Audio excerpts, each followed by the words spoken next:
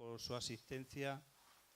La Consejería de Cultura de la Agencia Andaluza de Instituciones Culturales lleva a cabo esta programación con el Centro Andaluz de las Letras. Y hoy tenemos en conversación en el centro la ocasión de disfrutar de la poesía de Rafael Ballesteros. Estará Marina Bianchi y Pedro J. Plaza, que van a conversar sobre tradición y modernidad en la obra de Rafael Ballesteros, Perseverancia.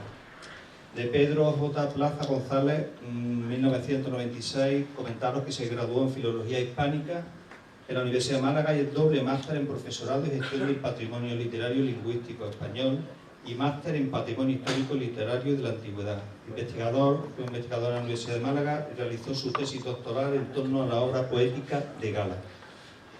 En 2017 publicó junto a Giovanni Caprara su tradición de los cantos suspendidos ante la tierra y el cielo, obra del poeta italiano Silvestro Neri.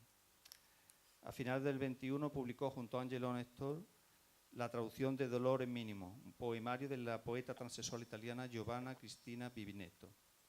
Y en 2022 ganó el 8º premio, ¿no?, Valparaíso de Poesía por su poemario Matriz, que en el 2024 recibió el Premio Andalucía de la Crítica.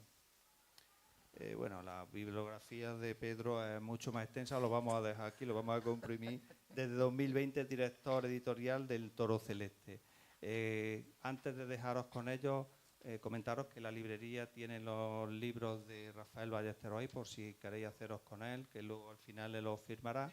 Y si queréis recibir información de la actividad del Centro Andaluz de las Letras, también unos folletos allí, los rellenáis, hay un boli, me lo dejáis ahí y los hacemos llegar cumplida información. Gracias. Muchísimas gracias, Antonio, por esta presentación inmerecida por mi parte.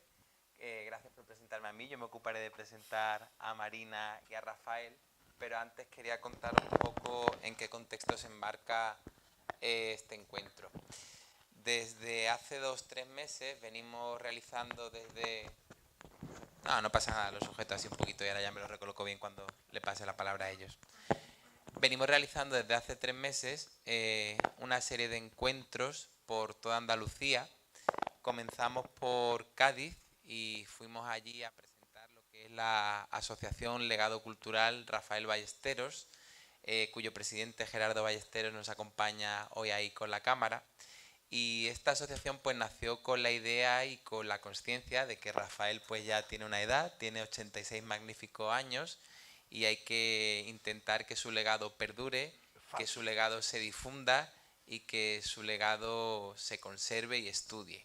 Entonces pues creamos esta asociación y en colaboración con el Centro Andaluz de las Letras, que nos acoge, nos promociona y nos acompaña, pues decidimos emprender un viaje por Andalucía. Y decidimos que cada viaje fuera distinto, por lo que en cada uno de estos viajes pues decidimos acompañarnos de una persona distinta. Hoy nos acompaña Marina Bianchi, profesora de la Universidad de Bérgamo, pero en ese primer encuentro nos acompañó el profesor José Jurado de la Universidad de Cádiz y pudimos hablar de las contracifras a propósito de que estaban acogiendo en aquel momento la exposición del Bardo, que no sé si ha llegado ya aquí, espero que llegue porque es magnífica. Nosotros la pudimos ver primero en Granada y luego en Cádiz y es una exposición muy bonita. Y bueno, en este caso pues vamos a hablar de perseverancia y la felicidad es que no ha habido percances porque pensábamos que estos encuentros andaban un poco malditos. La primera vez en Cádiz tuvimos que posponer porque las inclemencias temporales lo impidieron y la segunda vez en Granada pues ocurrió un apagón y tampoco pudo realizarse y estamos ahí un poco deseando qué nueva catástrofe había hoy, pero no ha habido ninguna. Todo lo contrario, por ahora. Todo lo contrario, lo que tenemos es muchísima alegría por contar con esta cantidad de público, con representantes de la Fundación Antonio Gala, representantes de la Universidad de Córdoba, queridos alumnos, queridos profesores y por supuesto el público general de Córdoba. Así que sin más, yo voy a pasar a presentaros primero a Rafael Ballesteros y luego a la profesora Marina Bianchi. La obra poética de Rafael Ballesteros, que nació en Málaga en 1938, viene desarrollándose desde mediados de los años 60 hasta hoy, con lo cual estamos hablando de un poeta longevo y de un poeta con una larga trayectoria, y de un poeta al que yo creo que le ocurre lo mismo que le ocurría a Antonio Machado, que es que cuanto más años pasan, mejor es su poesía, más va cultivándose y más va afinándose. Algunos de sus títulos más relevantes son Las contracifras, que se publicó en El Bardo, como he dicho antes, La Cava, que se publicó en Litoral, Numeraria, que se publicó en la que fue una maravillosa colección de Málaga, Puerta del Mar, Testamenta, que se publicó en Visor, Los dominios de la emoción, que se publicó en Pretextos, Poesía 1990-2010, que se publicó en El Toro Celeste con un maravilloso prólogo del profesor Juan José Lanz, Jardín de Poco, que se publicó en el Centro Cultural de la Generación del 27, o Perseverancia, poesía inédita 2018-2021, que se publicó en Devenir y es el libro que nos ocupa hoy. Después de Perseverancia han salido algunos libros más. Salió Almendro y Caliza nuevamente en el 27, Verba Sumus en Ediciones del Genal, y el último y el más reciente ha sido Sonetos Todos, que es una necesaria recompilación que ha llevado a cabo Javier Laveira para Sonámbulos Ediciones y que recoge, como su nombre indica, pues todos los sonetos de la producción poética de Rafael. En el año 2010 le fue concedido el Premio Andalucía de la Crítica por su novela La muerte tiene la cara azul, que en realidad no era una novela, sino un conjunto de varias y maravillosas novelas. Y en el año 2019 le concedieron el Premio de las Letras Andaluzas Elio Antonio de Nebrija por toda su obra literaria, reconociéndose así su valor, su calidad y, por supuesto, su alcance. En ese alcance pues ha sido traducido a múltiples lenguas como el francés, el árabe, el rumano, el inglés, el húngaro, el alemán, el eslovaco y, por supuesto, el italiano. Ha tenido un congreso dedicado que tuvimos la oportunidad de dirigir desde la Universidad de Málaga y que se llamó Primer Congreso Internacional de Poesía Contemporánea, y de ahí pues surgió un libro que se llamó En sí perdura, tradición y modernidad en la obra de Rafael Ballesteros. Y bueno, pues aquí estás, Rafael, en Córdoba, mejor acompañado imposible, porque te acompaña la profesora Marina Bianchi, y Marina Bianchi, aparte de ser una excelente persona y una excelente investigadora, es, yo creo, una de las grandes conocedoras de tu obra, sin duda, de las más entregadas. Marina Bianchi es profesora titular acreditada catedrática y muy pronto podremos decir que catedrática, así que estos serán de los últimos eventos que puedan verla como titular. En los próximos jugará como catedrática y nos alegramos muchísimo por ello. Es doctora en Iberística por la Universidad de Boloña, que es su alma mater, y es profesora honoraria de la Facultad de Humanidades de la Universidad Autónoma de Santo Domingo, una universidad, un país, la República Dominicana, al que no deja de regresar de año en año y en el que la quieren con locura y con razón. Es además académica de la Real Academia de Córdoba, con lo cual pues estás en tu casa doblemente, porque además esta semana anda por aquí haciendo un Erasmus en compañía del catedrático Blas Sánchez Dueña, así que pues esta también es una de estas actividades que puedes enmarcar en este ciclo. Colabora con revistas científicas internacionales, es coeditora de In Scriptum y ha dado conferencias en universidades europeas y americanas. Su investigación se centra en la poesía española de los siglos XX y XXI, a menudo dedicándose a la intertextualidad y a la revalorización de nombres excluidos del canon. También es traductora de poesía y sus publicaciones incluyen unos 40 artículos en revistas científicas, más de 60 capítulos de libros, 7 volúmenes colectivos y 8 ediciones de obras literarias, entre las que destacan pues esta que nos ocupa hoy, pero también la que cuidó para Cuaderno Iberoamericano en relación con Lorca y algunos otros. Su especialidad empezó con su tesis y fue dedicada a Vicente Núñez, un autor cordobés, así que Marina y yo compartimos el amor por Rafael Ballesteros, pero también el amor por los poetas cordobeses que estuvieron cerca de Cántico, pero no del todo dentro de Cántico. Por lo demás, pues dirige el grupo Transmediality, Media, Science, Gender, Arts y Pan-Hispanic Poetry, ¿no?, en el que yo tengo el placer de colaborar.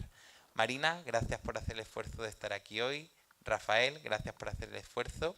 Y el acto se va a desarrollar más o menos de la siguiente manera. Marina hará una introducción a partir de su edición a Perseverancia, luego haremos algunas preguntitas y luego leeremos y comentaremos algunos de los poemas de este libro. Bienvenida, Marina, tienes la palabra. Muchísimas gracias. Bueno, es un honor estar aquí con Rafael Ballesteros, con Pedro Plaza, estar entre todos ustedes, y gracias también al Centro Andaluz de las Letras, obviamente, por permitir esto. El gran honor ha sido poder trabajar sobre Rafael Ballesteros. Lo he dicho en otra ocasión, yo necesité unos 10 años leyendo su poesía antes de empezar a trabajar sobre él, porque es un poeta que trabaja mucho, que no es complicado en el sentido de complicación de la escritura, sino en el sentido de perfección de la escritura. Es decir, al querer decir las cosas, no solo como permite el lenguaje, sino pues usando lo que el lenguaje no tiene cuando haga falta, se complica la primera lectura, pero es como Góngora, hay que volver a leerlo para que poquito a poco de la oscuridad surja la luz, el primer rayo de luz, hasta que todo se alumbre totalmente. Y es verdad, eso lo digo por la lectura de Jacinto, pero es que pasa lo mismo con todas las obras. La primera lectura es para que empiece a sonar algo. La segunda lectura es para que se entienda de qué está hablando, y a partir de la tercera son rayos de luz que van alumbrando toda la obra. Evidentemente fue un atrevimiento. El aceptar editar Perseverancia ha sido un gran honor, porque además, como muchas veces pasa con Rafael Ballesteros, no es un poemario, son 3 poemarios en uno. Pero además hay una característica de Rafael Ballesteros que siempre sorprende, como poeta y también como hombre, por sus cualidades como escritor y como ser humano, por su generosidad, por su cordialidad, esto lo ha subrayado varias veces Juan José Lanz, lo de la cordialidad, y ahora podemos añadirlo, por su perseverancia, porque el trabajar sobre el libro Perseverancia fue una tarea dura para mí, mucho más dura para él, porque surgió a raíz de otra trilogía, que surgió a raíz de un evento traumático familiar, de la pérdida de un hijo, y Perseverancia es exactamente la reunión de los 3 poemarios que marcan los 3 momentos de catarsis íntima, de superación de ese trauma. Entonces, ha sido trabajar sobre el libro un gran honor y también una gran enseñanza. Porque si hay algo que Rafael Ballesteros siempre se ha hablado, y se habla mucho y se seguirá diciendo, porque es verdad, que su poesía está llena de innovaciones formales, del lenguaje, el idioma transgresor de Rafael Ballesteros es lo que se conoce, pero creo que ha sido innovador también en otro aspecto que para mí es fundamental, en el sentido de la enseñanza humana que conlleva su poesía, que es que en una época general de crisis, la crisis de la sociedad postmoderna, la pérdida de valores, la palabra que no comunica que ha perdido importancia, etc., Rafael Ballesteros siempre ha querido transmitir en todos sus libros sobre todo valores humanos. Y el más grande de los valores humanos que ha podido transmitir a través de sus libros está en Perseverancia, porque enseña cómo la fe en la vida, la fe en la existencia, en la palabra, en la belleza, logran, con perseverancia, superar cualquiera de los obstáculos que uno pueda encontrar en la vida. Entonces, ha sido un recorrido muy divertido, tanto como crítica, porque a mí lo que me gusta interpretar es la poesía que me deje espacio para interpretar, que me sugiera sin decir, y que sin embargo tenga esa cualidad lumínica de ser también catártica, de ser también una cura, no solo para el poeta, sino también para el lector, y este libro de verdad lo tuvo. Entonces, para mí ha sido un regalo grande, grandísimo, entre los muchos que me ha hecho Rafael Ballesteros. Y evidentemente ha supuesto para mí un gran reto que espero haber superado, y yo estoy muy contenta, y ha sido de verdad un gran regalo humano. Entonces, el libro, como he dicho, se divide en 3 partes, y las 3 partes, la primera se titula Un soplo de fuego es el recuerdo, y funciona así, funciona como recuento sobre algunos momentos del pasado. No hay en el libro ni una chispa de nostalgia, de lamento, no, siempre es reflexión para ir hacia adelante, siempre es rememorar el pasado para reflexionar sobre él, para aprender de él. Claro que la memoria implica momentos de sufrimiento, momentos a los que no se puede volver, y sin embargo el control siempre de la emoción, que es muy intensa en la poesía de Rafael Ballesteros, y sin embargo incluso queriendo evitar suscitar las emociones que luego va citando en la segunda parte. Porque si la primera es de recuerdo positivo de la juventud, la segunda, que se titula estados sombríos del corazón, luego va nombrando en cada poema cada uno de los estados sombríos: pánico, asco, nostalgia, tristeza, horror, odio, melancolía, lástima, indignación, resignación y amargura. Y sin embargo, parece en la lectura que solo salva uno de estos estados anímicos. Los demás son para echarlos a un lado, para superarlos. Salva la indignación. Frente a lo que no es justo hay que indignarse. Y ese también es un gran aprendizaje, pero el gran aprendizaje es lograr superar todos esos estados anímicos a través de la enorme confianza en la misma palabra, que es capaz de recuperar lo bonito, que es capaz de recuperar su poder de curación, que es capaz de recuperar la belleza, que es capaz de recuperar la luz en la sombra. Y cuando llegamos a la tercera parte, los poderes de la poesía, vemos que esos poderes de la poesía estriban justamente en eso. Y estriban también en la capacidad de regalarle a un poeta y a los lectores la capacidad de encontrar lo bonito hasta de un momento tan duro, tan fuerte y tan difícil de superar como puede ser el entierro, como pueden ser las cenizas en manos de una niña. Y yo cada vez que leo ese poema, que es el último, el que cierra el libro, que termina con esa chispa de optimismo que nunca falta en ningún momento, ni siquiera en los poemas más duros de asumir, en Rafael Ballesteros, creo que es la mayor enseñanza que un poeta pueda dejar en manos de sus lectores, porque es la enseñanza de un hombre sabio en manos de todo el que quiera aprovecharse de esta magnífica lectura. Qué bien. Tú ibas a... Bueno, muchísimas gracias a todos vosotros. Primero al CAL por organizar estos actos que para mí significan mucho, ¿no? Y que agradezco profundamente. Después en las palabras de presentación de Pedro, que me conoce bien y por tanto calla muchos defectos, que conoce también, ¿verdad? Bianchi, pues, lo que más me emociona de Bianchi, que me emocionan muchas cosas,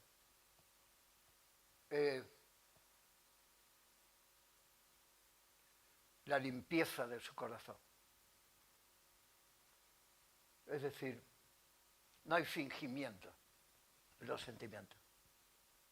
No he encontrado ningún momento que haya un fingimiento, un excesivo presentación de algo, sino que las cosas se presentan tal como se sienten y se sienten con una tremenda intensidad auténtica y humana. Después, naturalmente, le falta, y le sobra al mismo tiempo, pero le faltaba a eso perspicacia, inteligencia, sensibilidad, captación del matiz de la palabra. El poeta, el escritor, no tenemos tono. No podemos decir, estamos tomando café y llega un niño y tira toda la cafetería y todas las presas y la rompe y dice, qué simpático es el niño este. Ese tono no lo podemos dar en la poesía, ¿verdad? Y sin embargo es un tono esencial en nuestra conversación. Adivinamos mucho por el tono de las cosas, pero el escritor no tiene tonos, sí tiene música,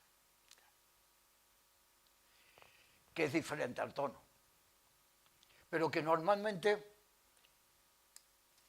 no embellece solamente los versos o los poemas o las frases o los versos o las palabras, sino que les dobla en el sentimiento, les dobla en la significación, añade cosas a la propia palabra.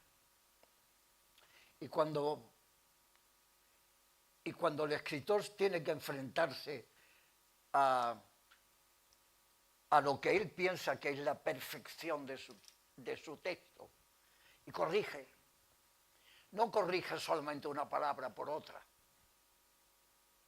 lógicamente, si no se equivoca, Porque sí tiene que cambiar una palabra por otra, naturalmente, porque las palabras sinónimas tienen matices todas diferentes una de otra. ¿Cuántas diferencias hay entre tristeza y recordatorio, por ejemplo, ¿verdad? Una palabra y otra. ¿Verdad? Bien. Es la música la que añade las cosas, y la música la dan todas las palabras en su conjunto, y la estructura del poema en su totalidad.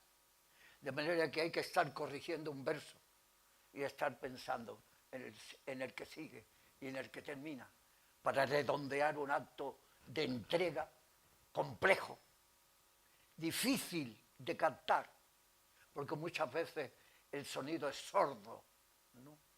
El sonido es un rumor, una brisa a lo largo de todo el poema, porque no hay ninguna especial intensidad que decir, sino hay melancolía, una tristeza profunda, casi inacabable, que se puede sentir por un acontecimiento de tu vida, que no puedes superar, que es imposible superar, y que tienes que asimilar como puedas, ¿no? Eso no se dice solamente con palabras, que también, pero se dice también fundamentalmente con una música y un tono.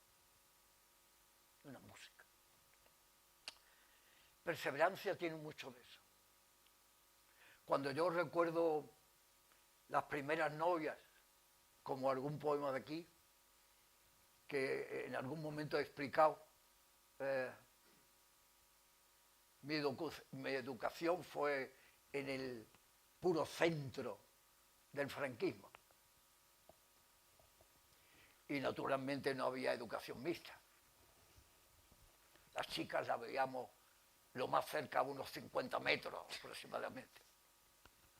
Y no sabías cómo hablar con ellas, qué decirle, si había una oportunidad, si había de pronto una fiesta familiar y aparecía una chica allí que era amiga de tu hermano mayor.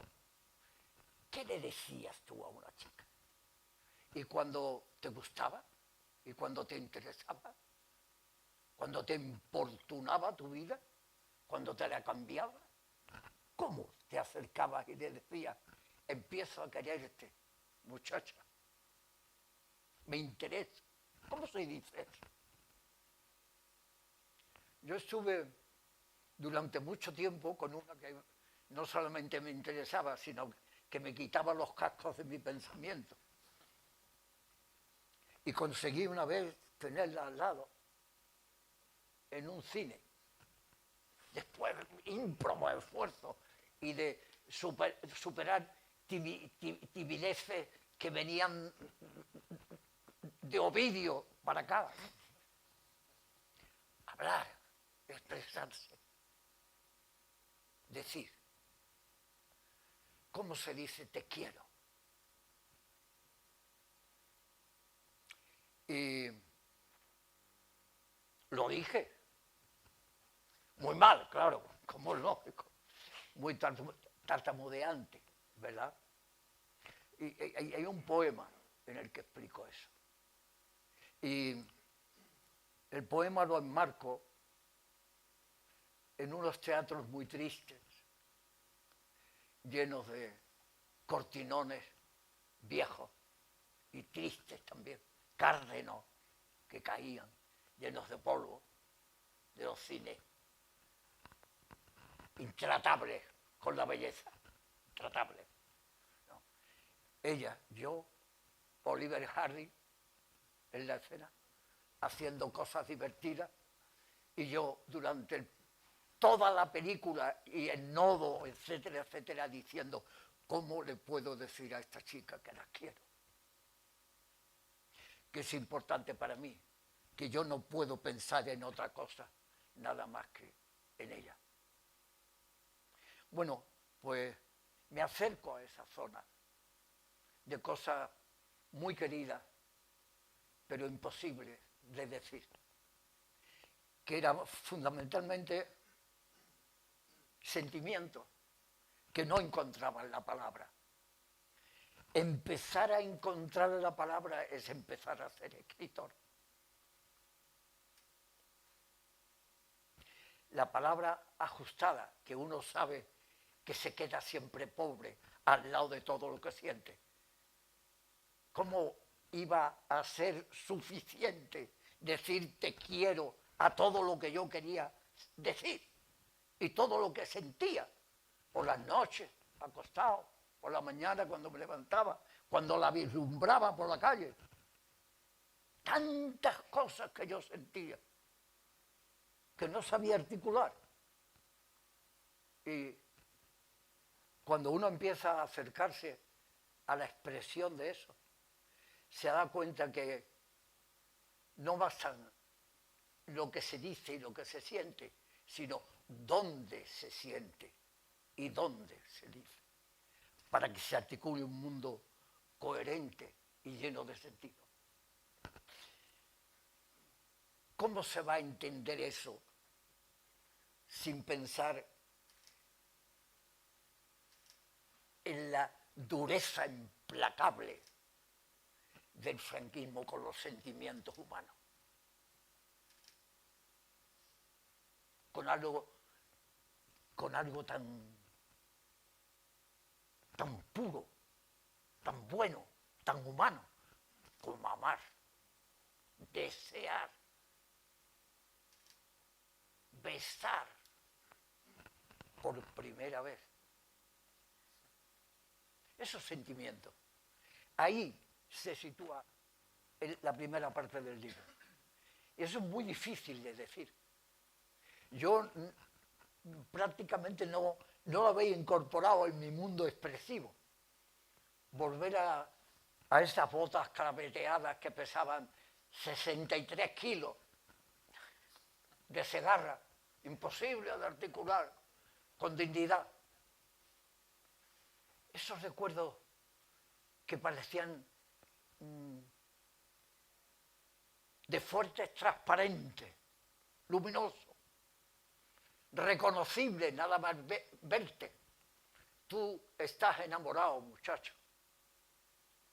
Tú estás imposibilitado de ser frágil y ágil porque llevas esas botas de miseria encima. Tú no puedes articular tu pensamiento con lucidez porque te falta experiencia y densidad humana para vivir. Esa es la primera parte de este libro. Leo el poema en donde, pero no sé cómo se llama el poema. ¿Tú lo sabes? Primer ofrecimiento del amor. Sí. Primer ofrecimiento del amor. Primer 57. ofrecimiento del amor. Está bien el título. En la 57. 57, está bien. Bueno, eso es. Ahora verán ustedes seguirán ustedes la intención de incorporar la realidad. La realidad que incorporo está al lado mío en el teatro, en el cine, ¿verdad? Pero era en todo el mundo alrededor mío. Esa mediocridad, esa pastosidad, lo feo que tenían las cortinas aquellas, era el mundo que me rodeaba cuando yo iba por la calle.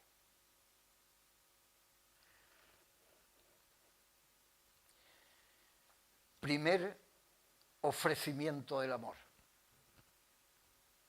El aire estanco y levemente ácido y estas butacas de madera añeja en la invernal madriguera de aquel teatro que devoró el cinema. La oscuridad no acampa. Hace del mundo y de mi incierto un corredor pastoso de cortinas, de temblor y plomo. Ella está aquí a mi lado,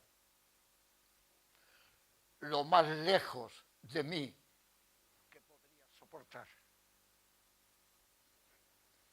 No miro, pero veo la carne de su boca, el resplandor de su mejilla y la caída tenue de su falda blanca amarilla sobre el vientre.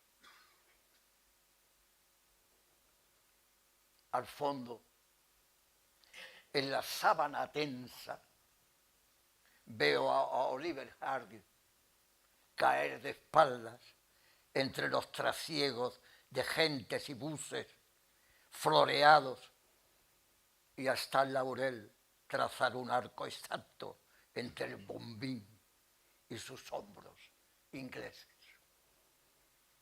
Es el tráfago del mundo, otro, tan extraño de mí, de esta pequeñez ansiosa. Y si la miro toda mi vida en ella, allí, he perdido la sal.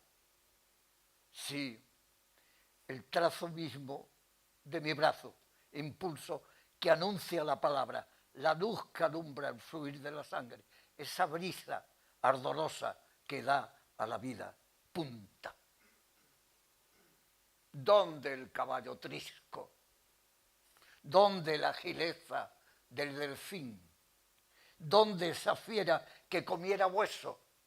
¿Dónde esa fuerza? El empuje de tu zarza. Ella sabe y espera, bella como la indemne hondura de la mar. 2, 3 palabras son más fuertes que tú. No es igual que aceite y agua el miedo y el amor. Cuando plisa la cortina y se ofusca lo negro en su vacío, por fin digo las palabras que nombran el amor. Ella cierra los ojos,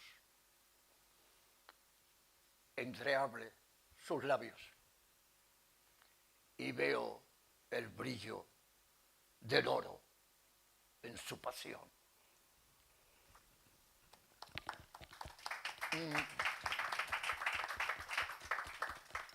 Todavía me emociono, todavía me emociono porque lo estoy viendo, claro. Bien, bueno. Yo creo que si os parece, a partir de este poema podemos abordar un tema que me parece que es interesante, y es cómo se relaciona este poema con el resto de tu obra, pero también cómo se relacionan tus poemas, tu obra en general, con la poesía del siglo XX. Yo creo que Marina y yo somos de los que siempre andamos persiguiendo a la gente que está fuera del canon. Nos preguntamos por qué están fuera del canon, pero sin embargo, ¿qué tienen que ver con el canon?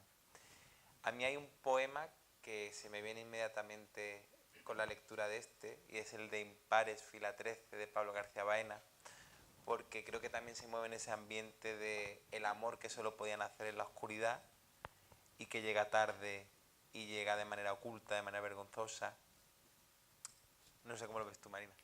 Sí, bueno, seguramente Rafael Ballesteros es un gran lector absolutamente de todo, hasta de lo más impensable, porque cada vez que me cuenta lo que está haciendo y en lo que está trabajando, está leyendo, porque él para escribir además lee, se informa, si aparece algún personaje, cosa que suele pasar muy a menudo en su obra, en sus diálogos fingidos, se informa sobre el personaje. Es el único poeta de este siglo, vivo en este siglo, que es capaz de escribir un poema épico en el siglo XXI, o que es capaz de escribir una cosa como Jacinto, que cualquiera lo podría intentar, pero la capacidad que tiene Rafael Ballesteros desde el comienzo hasta el final es que va nombrando una cantidad impresionante de escritores sin nombrarlos, es decir, estoy hablando de intertextualidad, de nuevo estoy hablando de que entran ahí sin que sea evidente, pero además logra mantener el tono. Tú sí tienes un tono, que es la música de la palabra, pero además es un tono. Este libro tiene 3 tonos en las 3 partes, y eso se nota mucho. Ese ese tono de recuerdo y de juzgarte, de autojuzgar tu juventud desde tu edad. Eso se mantiene totalmente en la primera parte. El tono pesado de querer librarte de todas esas emociones que ya no puedes aguantar se mantiene en el segundo, y el tono de ahí está el camino, por ahí voy, para, si no superar, claro, para el poder catártico de la palabra y de la belleza, asumir y a partir de ahí volver a empezar, es el tono que domina en la tercera. Sí tienes un tono, aparte de la música que hace que como Juan Ramón Jiménez quiera seguir cambiando las obras, y los pobres que tenemos que trabajar sobre su obra, cambiamos la introducción 4 veces o 5, porque cada vez que la terminamos llega otra versión. Pero bueno, el caso es que el lado de la conversación con la tradición, la conversación con los contemporáneos también, es muy divertido porque es lo que nos permite buscar otra forma de interpretar los poemas, y se inserta muy bien, además Rafael Ballesteros en su época se inserta muy bien porque además se inserta canónicamente en la renovación del lenguaje poético. Lo que pasa es que los intentos de renovación a veces tienen una finalidad, digamos, más comercial, otras veces tienen una finalidad más de hacerle un guiño a los críticos para que puedan encontrar enseguida el camino para trabajar sobre ese poeta y entonces buscarse otra forma de comercializarse. Y los poetas que escriben poesía con la P mayúscula, la poesía con P mayúscula es libre, y cuando es libre no puede ser comercial, no puede vender, y es la razón por la que poetas como Rafael Ballesteros se quedan al margen. Hay que elegir entre libertad y compromiso, no el compromiso literario con la realidad, que ese siempre lo tiene, sino de rebajar el nivel para poder llegar a ciertos ámbitos. Y si hay algo que a Rafael Ballesteros nunca le ha importado, vender, porque no hubiera escrito casi nada de lo que ha escrito. Lo que sí siempre le ha importado es defender y mantener su libertad y su dignidad como hombre y como poeta, y es lo que hace en cada poema, con lo cual no podía insertarse en aquella poesía de los años 60-70 de forma visible, sin renunciar a su identidad, porque ya en los años 60, a partir del grupo de Barcelona, de la generación de los 50, los grupos poéticos evolucionan por acciones comerciales, algo de lo que Rafael Ballesteros siempre ha estado totalmente alejado. Con lo cual, ni ahí, ni los novísimos, ni nada por el estilo, en ninguno de esos grupos podía entrar Rafael Ballesteros. Razón por la que, pese al enorme valor que tiene su poesía, como muy pocos poetas, después de la generación del 27, algo así es muy difícil de encontrar. Y lo digo lamentándolo mucho porque he trabajado sobre muchos otros poetas, pero es verdad que la intensidad, el hecho de mantener durante 4 tomos en un mismo poema único esa intensidad y ese diálogo con todo lo que sea literatura del pasado, del presente, arte, filosofía, negando las cosas en las que no cree y ensalzando las cosas en las que cree, sin contar absolutamente nada, sin que ocurra absolutamente nada, en 4 volúmenes, y uno quiere seguir leyendo hasta el final del 4, que ahora es único porque Jacinto ya ha encontrado su edición definitiva y única, es algo que creo que solo lo he encontrado en él, entre los contemporáneos. Otra cosa es Dante Alighieri. Yo creo que este poema además es ejemplo perfecto de una frase que Rafael dijo una vez y que yo no dejo de repetirme como si fuera un mantra, y es la siguiente: el poeta no debe hablar de sus sentimientos, sino de las consecuencias de sus sentimientos. Exacto. Y este poema es pura consecuencia. O sea, a mí me maravilla que hayan necesitado pues 50, 60 años para poder hablar de ese momento del primer beso, cuando lo natural habría sido pues que el poeta con 15, 16 años hubiese escrito un mal soneto, y ahí queda ya la cosa para la contemporaneidad, ¿no? Que hay poetas que se han hecho famosos en el mundo por eso. Rafael, hay unos versos de San Juan que dicen: «Mas cómo perseveras, oh vida, no viviendo donde vives». El otro día escuché a un poeta en el Festival Internacional de Poesía de Granada, a Ferrer Lerín, que no lo conocía y me ha causado cierta curiosidad, decir que él dejaba la poesía a sus 80 y tantos años porque desde hace 20 sentía que estaba reescribiendo todo el rato el mismo poema. ¿Tú cómo perseveras en la poesía después de más de 50 años de escritura?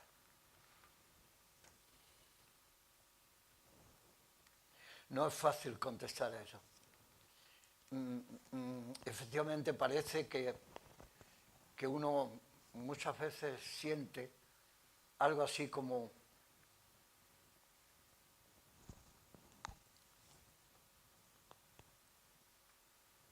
nunca soy distinto a mí.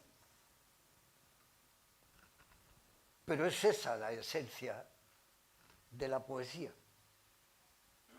No ser distinto a ti, como eres. ¿No? Es decir, que haya como una verdad humana latente ahí. Y por tanto, si hay una realidad humana latente y sincera, expresada poéticamente, es decir, en la nebulosa de los sentimientos, en las contradicciones de lo que se siente, en el miedo a la intensidad, muchas veces, el miedo a quedarse huérfano de ese sentimiento, etcétera, etcétera. Todo eso mezclado. Y todo eso es en donde vive situado el poeta, nunca en la claridad de los sentimientos, sino en la confusión de los sentimientos. Y esa confusión contradictoria de los sentimientos, sentir amor, pero al mismo tiempo celos, algo positivo y algo negativo inmediatamente. Ese mundo es en el que se mueve por primera vez el escritor a partir del siglo XVII. A partir de Góngora, de Quevedo, de Lope. Hasta ahí ha habido como un orden mental que estructuraba todo. Y lo claro, lo evidente, era lo que se podía explicar de los sentimientos. Pero hay sentimientos que no se pueden explicar con claridad porque no son claros, porque son confusos, porque son contradictorios, porque es dolor y alegría, porque es duda y certeza, porque amo, pero también dudo. No de que me amen, sino de mi propio amor. Dudo de mi propio amor. Entonces, pensar que uno está escribiendo el mismo poema, por un lado, es verdad, porque estoy en la contradicción de mi propia vida y de mis propios sentimientos, y por tanto, ahondando en la contradicción, en la versatilidad de mis sentimientos, en la duda continua sobre lo que de verdad soy yo, ¿qué me dignifica? ¿Qué me empobrece? ¿Qué me hace rico? ¿Qué me da asco de mí? ¿Eso es posible? Claro que es posible. Claro que es posible. Y hay que explicarlo todo al mismo tiempo, etcétera, etcétera. Esas son las preguntas del propio poeta, ¿no? Pero parece que me instalo en la misma situación y por tanto estoy escribiendo el mismo poema. ¿Entienden lo que quiero decir? Claro. Me traslado en el tiempo en la misma camioneta. La de la duda, la de la incertidumbre, la de la incapacidad, la de la manifestación de mi miseria, la de pobreza de mis medios, la grandeza de que soy capaz alguna vez, el cariño que soy capaz de dar, la dignidad con que he vivido alguna cosa, la cantidad de veces que la he vivido con indignidad. Esa es mi vida, la vida de todos, claro. Pero, ¿cómo se explica eso? Se explica aceptando el envite de la contrariedad. Por tanto, un lenguaje que dice eso, pero al mismo tiempo dice lo contrario. Un lenguaje que afirma y al mismo tiempo duda. un lenguaje que clarifica y se acerca al sentimiento y dice, esto es lo que estoy sintiendo. Y sé que no es verdad, que estoy fingiendo. Un fingidor es el poeta, decía Pessoa, ¿verdad? El gran fingidor. Yo no estoy de acuerdo de eso. Yo no estoy de acuerdo. Yo, si me preguntan usted, oye, ¿y usted finga? Yo no finjo, diría. Porque realmente, de verdad, quiero la verdad. De verdad, quiero la verdad. De mi vida. Y de lo que soy capaz de dar. Y de lo que soy capaz de otorgar. Y de lo que soy capaz de robar de los demás. Para ser yo un poquito feliz y satisfecho. Ese es el mundo en el que se mueve, y se mueve cualquier persona, lo exprese o no lo exprese. Ese es el mundo de la contradicción, la que descubrió el barroco. El gran descubrimiento, la complejidad humana, la contradicción humana. Entonces estamos escribiendo el mismo poema, pero sin embargo sabemos que no podemos repetirnos, que hay que adelantar, que hay que superar, que hay que poner en duda, etcétera, etcétera. Si te parece, Rafael, para ir acercándonos al final, podemos leer y comentar el poema que Marina tenía seleccionado. ¿La del topo? No, el último. El topo, lo cambiamos. Ese es de una dificultad que sin el poema por delante ustedes no pueden. De verdad, era un mundo muy contradictorio. Muy contradictorio lo que yo quería expresar ahí, demasiado confuso, y acepté la confusión. Y sin embargo el poema no deja ninguna sensación de confusión, claro, Sí. de contradicción de emociones a la fuerza. Y Pero está Góngora, yo creo que procede. Bueno, pues si no lo quiere leer él, que lo leas tú, Pedro. ¿Dónde está el del topo? Ah, bueno, volvemos al del topo. Es una buena estrategia para que la gente compre el libro y vea qué poema es el último. No lo sé, tú que sabes todo. Pedro, Yo ¿dónde tengo un está? serio problema últimamente con la A ver, lista, espérate. el topo. Está en la primera parte, pero...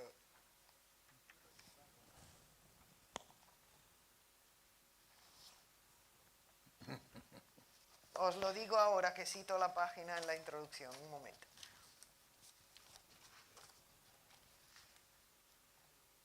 Sí, aquí, Ah, ya. en la página 172. Pues estaba en la tercera. Verán ustedes, Ah, claro que está en la tercera el topo, sí. este poema, bueno,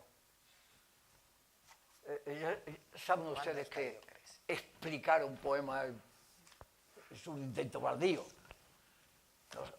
Eso no se puede explicar, eso está prohibido, ¿lo entienden, verdad? El poema no se explica, el poema se dice. Es decir, Y que es yo me como puedo es, ir directamente y dejar- no puede tener otra interpretación que la que es, no hay otra posible. Cada uno interpreta lo que quiere, naturalmente. Y esa es la articulación sabrosa del poema, de que se abre, nunca empequeñece los sentimientos y los amplía. Pues aquí viene la historia de un topo, ¿verdad? Rafael, ¿por qué te he escrito la introducción si no debería interpretar poemas? ¿Cómo? ¿Por qué tuve que escribir la introducción si no debería interpretar poemas? Porque ese es tu problema, mira. Bien.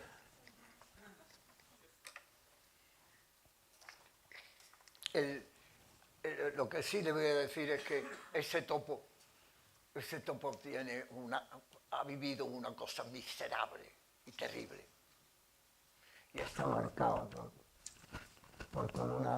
con un collarino estrecho de dolor alrededor del cuello,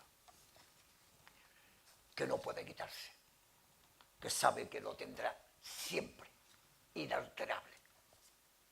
Es un dolor inalterable, sin posible solución, hasta la muerte.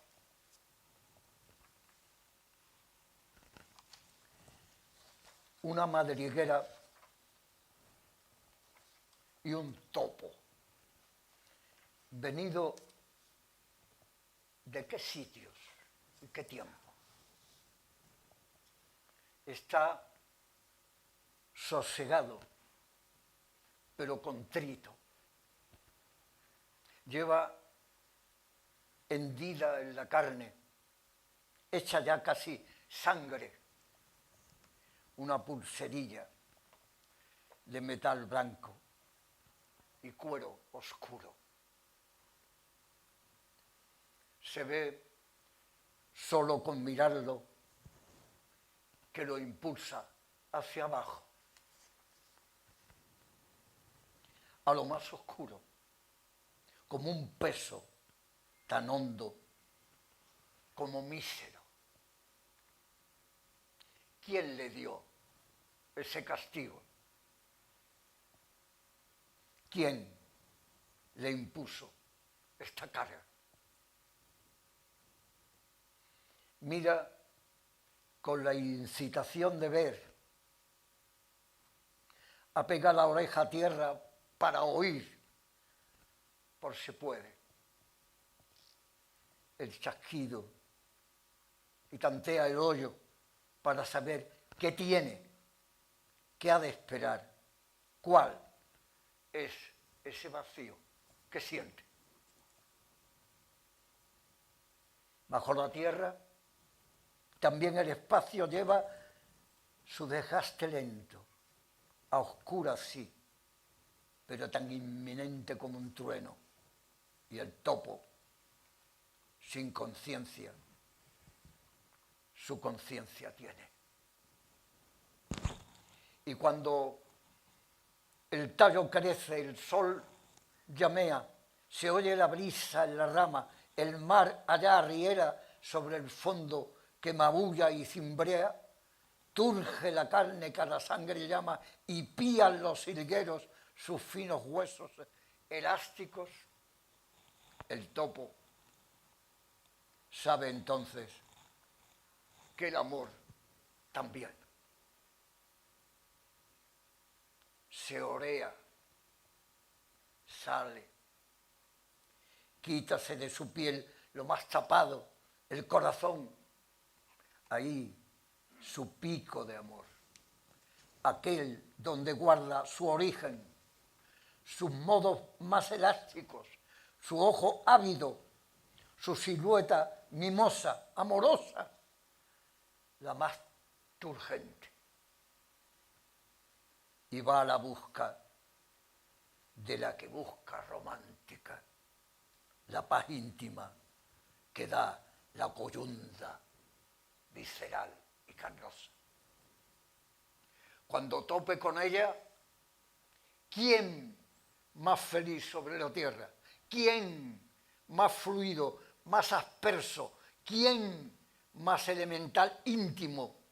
¿Quién más vida? Y así yo, lo más elemental de los elementos míos, goza y comprende.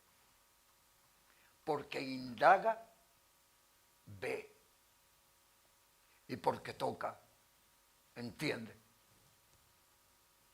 Mira el topo tan confuso, pero tan manifiesto, tan de la tierra y tan externo, tan aguerrido, tan de otra, tan difuso, tan dado. Ahora tú, anda, quítate tiempo, tierra, oscuridad y ceguera, y sal al aire, a la brisa, a la vida que te da más vida, a la palabra amorosa y unta que te da más luz.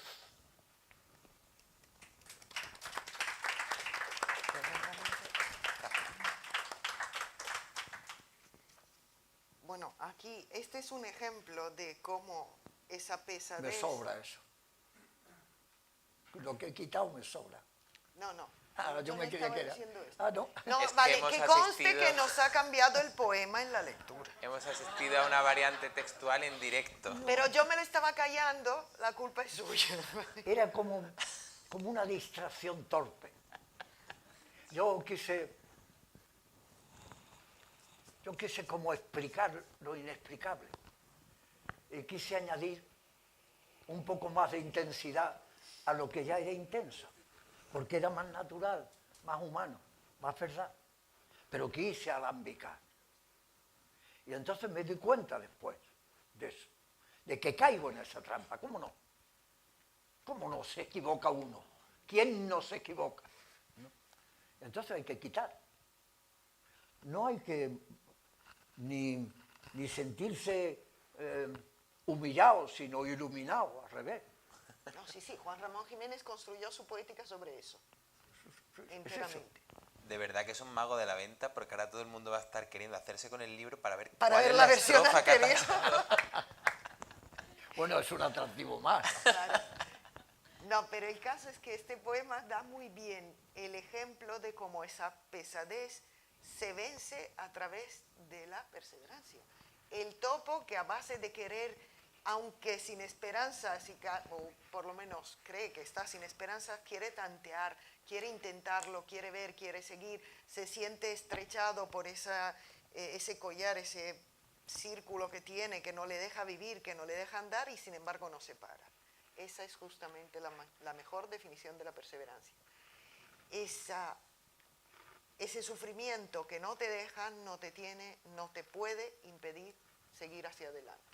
Y de hecho el topo sale porque vuelve a encontrar el amor, se libera de su carga y ya empieza otra etapa vital, sin olvidarse del sufrimiento, sin olvidarse de esa carga. Sabe que va a volver a caer por una razón o por otra y sin embargo logra encontrar en el deseo, en el amor, la vuelta a la vida, la vuelta a las ansias de vivir.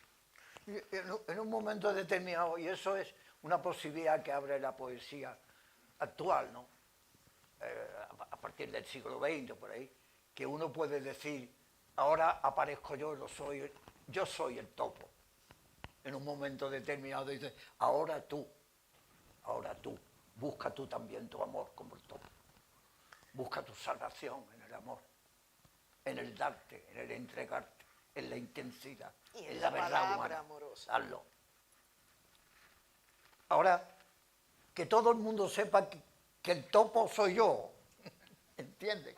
El mecanismo. Es decir, pero eso que sería una licencia imposible en el siglo XVI, Garcilaso es incapaz de decir eso, no puede decir eso, porque no está articulado literariamente todavía. El desdoblamiento de la persona, que ya no es otra persona, sino que es un animal que no está en el mundo, que está por debajo del mundo, como el topo. Y sin embargo me convierto en yo, que también busco el amor.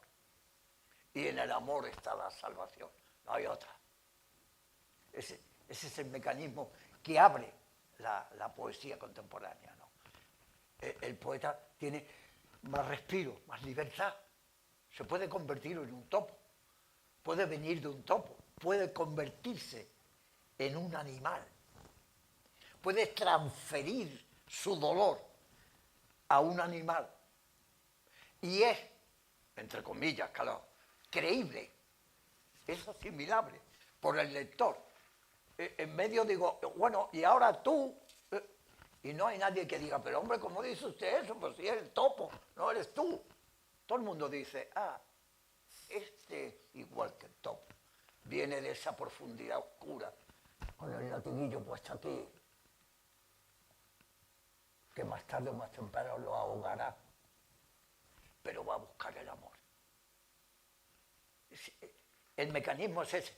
Y entonces la poesía puede funcionar, si es que funciona, claro, si está bien escrita, funciona. A los grandes poetas les funciona eso. Primero una realidad y después otra. Y tanto fundamento y peso tiene esta realidad como esta. Y los dos convertidos en una estructura común, natural, con la elegancia que tiene la belleza formal, siempre. Lo que suena bien, lo que está cuidado, lo que está amorosamente escrito. Ay, cuando uno leía o oía esos versos de Pablo García Baena, por ejemplo. Qué belleza, pero qué dolor. Qué capacidad para expresarse y qué cantidad de realidad callada. Y la gana yo alguna vez se lo dije, qué ganas tengo de que digas más cosas, Pablo. Dime más cosas todavía.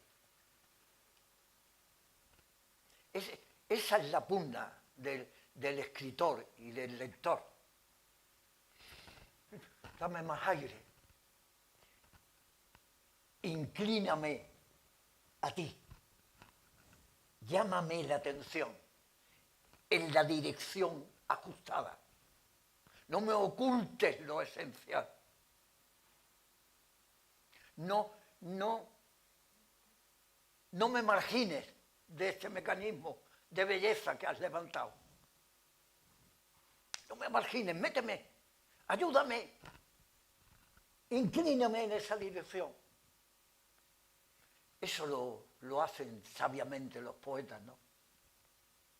Cuando, no sé, cuando para decir una cosa de amor, ¿cómo es para puede decir Garcilaso? Por vos nací, por vos tengo la vida, por vos he de morir y por vos muero. Te va comiendo la capacidad de emocionarte, ¿no? Y dirigiéndote en la única dirección que él quiere que vayas, dándote libertad de poderte escapar en cualquier momento. A mí no me interesa esto. Ese es el juego, ¿no? En el que nos movemos los que intentamos expresarnos con palabras. Y ya saben ustedes, porque leen y les interesa esto, ¿no? Qué difícil es eso, qué difícil. Qué difícil hacerlo con dignidad, ¿no? Como decir tanto en una estructura tan fija como la de la música. No, insinúame por lo menos la verdad. Yo bueno, quizá hablo demasiado, pero quería decirle esto. Cuando uno está escribiendo y está escribiendo desde la propia oscuridad y por tanto imposible escribir claro, yo me pregunto, y eso es verdad, continuamente, ¿y el que lee entiende esto? ¿Capta esto? No entiende. Entiende no es el lenguaje de la poesía, ¿verdad? Pero se incluye en este mecanismo, se incluye, entra aquí, se siente a gusto, sabe por dónde va esto, qué quiere decir esto. Entonces, cuando me preocupa eso especialmente, siempre intento dar una luz. Intento decir algo que sitúe al lector en la situación mejor para ver lo que ocurre y lo que quiero decir. Cosa a lo que se negaba rotundamente Góngora. Otro mecanismo diferente, totalmente en ese sentido al mío, por supuesto. Góngora también. Góngora, entre Góngora y yo hay una distancia como de aquí a Venus 27 veces. Sinceramente lo digo. También temporal. Pero estoy en un lenguaje creado por mí, por tanto estoy dueño de mí, y sin embargo me niego a que la gente participe en esta belleza, como no sea con un esfuerzo tremendo. Y en el propio esfuerzo está la alegría de dar con la belleza. Yo no llego a tanto, ¿no? Ya no lleva tanto. ¿Puedo disentir? ¿Eh? ¿Puedo disentir? Claro. Y te explico por qué. Sí. Primero, Góngora también, lo que pasa es que lo hace más disimuladamente. Bueno, a ver, no más disimuladamente. Góngora también da hitos para que puedas interpretar, Sí, para puede que ser. sepas por dónde interpretar. Puede. La diferencia que solo ves tú es que tus hitos para interpretar para ti quedan mucho más claros que los de Góngora. Los de Góngora habrán quedado tan claros para él. Claro. Entonces, dicho por una lectora que obliga a sus estudiantes a que se lean a Góngora todos los años y un poquito de Ballesteros también, y muchas veces están de acuerdo conmigo, funcionáis exactamente de la misma manera. No se os entiende nada en absoluto, excepto algunos poemas tuyos, pero son raros, hasta por lo menos la tercera lectura, porque uno empieza a ver esos recorridos, esos indicios que gracias a los poetas, ambos, los ponéis ahí, pero claro, nosotros tardamos igual en identificar los de Góngora y los de Ballesteros. Y te explico por qué. Los de Góngora para un italiano quedan bastante más claro que para un español, porque el español de esa época se acerca más al estilo italiano. En tu caso es aún más difícil porque ni siquiera tenemos de dónde ver, cómo ver esos indicios. Y te lo digo como persona que trabaja desde el año 2002 sobre poesía española contemporánea. Yo, frente a tus poemas, al comienzo decía, ¿por dónde lo cojo? Me encanta, pero es que no lo entiendo, no sé cómo, por dónde entro. Entonces, estas personas que han recibido un poema, el poema de golpe, y no pueden recibirlo otra vez, porque no lo voy a leer otra vez, y después otra vez, y no lo tienen por delante, ¿qué captan?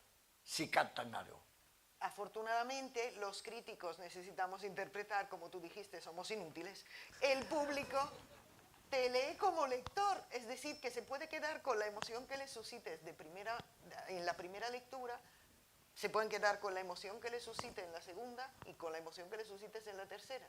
Y esa es fuerte en tu poesía, siempre, por esa cantidad de lado humano que se encuentra en tu poesía. Luego la perfección, el sonido, la lengua, el lenguaje es muy tuyo, tú eres reconocible por tu lenguaje, que es distinto en cada libro y sin embargo es muy tuyo y se reconoce. Y la sinceridad, la que Lance llama cordialidad, tiene también que ver con la sinceridad. Pero ese lado es más que suficiente para que el lector diga, yo quiero estar en este libro. De hecho, la introducción mía fue hacia esa vertiente. Ya. Pero claro, luego yo, como crítica, quiero entrar, quiero interpretar, quiero ver las intertextualidades, quiero ver de dónde viene, quiero reconstruir los versos, porque la música es muy peculiar también en Rafael Ballesteros. Para uno ver los versos, el metro al que estamos acostumbrados, no tiene que fijarse para nada en dónde se va aparte, es decir, que como si fuera fácil. Entonces, cuando yo me pongo a trabajar sobre tu poesía, porque yo como lectora me encantó desde la primera lectura leer tus poemas. Ahora, para llegar a interpretarlos, es decir, a entenderlos desde el punto de vista de la hermenéutica, como filóloga, crítica, llámame como quiera, tardé 10 años. Me resulta igual de complicado ver tus pistas porque tú las ves de forma más clara que las que ponía Góngora. Pues llegados aquí me vais a disculpar, pero es la hora de ir cerrando y si queréis, como habéis hecho mención al respetable, pues podríamos darle la oportunidad de preguntar o comentar algo, de responder brevemente y de pasar ya al turno de firmas. Brevemente lo intentaré. ¿Tenéis alguna pregunta, algún comentario por ahí, por el público? No se sientan obligados. No, por favor. supuesto que no. Porque si lo hay yo, bien y si no... cuando estoy ahí y me preguntan eso, me tapo como puedo. ¿Eh? Jordan tiene una pregunta. No, yo solo quiero decirle que me ha encantado y quiero comprar el libro. Y me ha gustado muchísimo ese reto que nos presentan los lectores.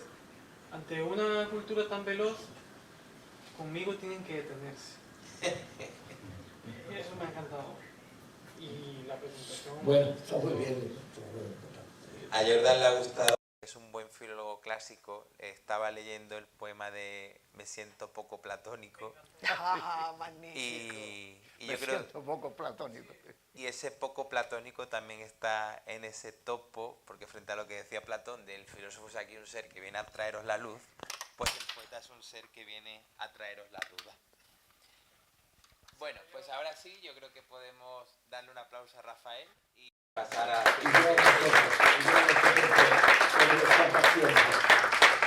Gracias por asistir y muchísimas gracias al Centro Andaluz de las Letras una vez más por la organización no solo de este evento, sino de todo el ciclo. A comprar el libro y ya. Muy bien.